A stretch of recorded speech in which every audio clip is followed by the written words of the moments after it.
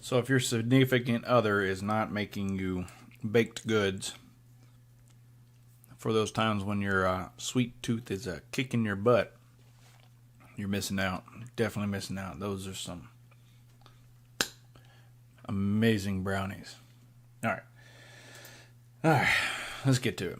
All right, so you are working on turning something in, and you went to YoBucks, and you went to convert that PR to PO, and it trickles down, and it goes all the way to an inbound to the SSA.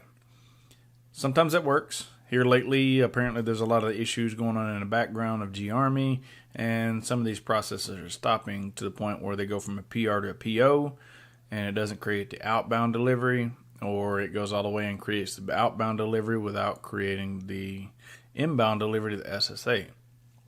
There could be a lot of issues behind this. Maybe it's an error that's on the operator, or it could be an error in the system. Most of the times it appears to be an error in the system. Well, this video is going to show you how to create that outbound delivery or create the inbound delivery to the SSA from your outbound delivery number within your orals or ZOREP, depending on how you call it, what you call it, how you define it. It's a fairly simple process. You can do all of this from orals or ZOREP, and you don't have to really leave it anywhere except for just clicking on it, going through a few things, and ensuring that you have the materials in your mat sit to support it. It's a fairly simple process though. But first, if this is your first time watching, please consider subscribing. It really helps the channel grow. If you like the video, give it a thumbs up. If you have any more questions, concerns, or comments pertaining to this specific video, please leave those below. Otherwise, if you have a request for another video, go into the community tab, or send me an email, or send me an instant message on Instagram or through Facebook, whatever tickles your fancy. So without further ado, let's get on the computer. All right, so the first thing we want to do is go into our ZOREP, orals, whatever you want to call it, and we're going to put in our SLOC.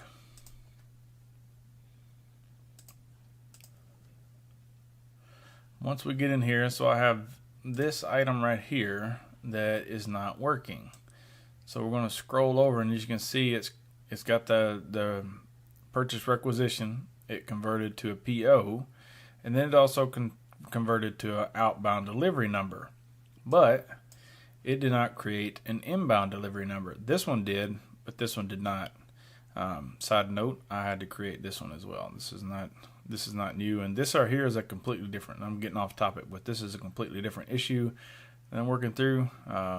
My tactics for fixing this is not working, so we all have to request help. We have to call in Superman to help us out. So, all right. So what we're going to do from here is we're going to double click on the outbound delivery, and when it comes up, it will typically come up to item overview.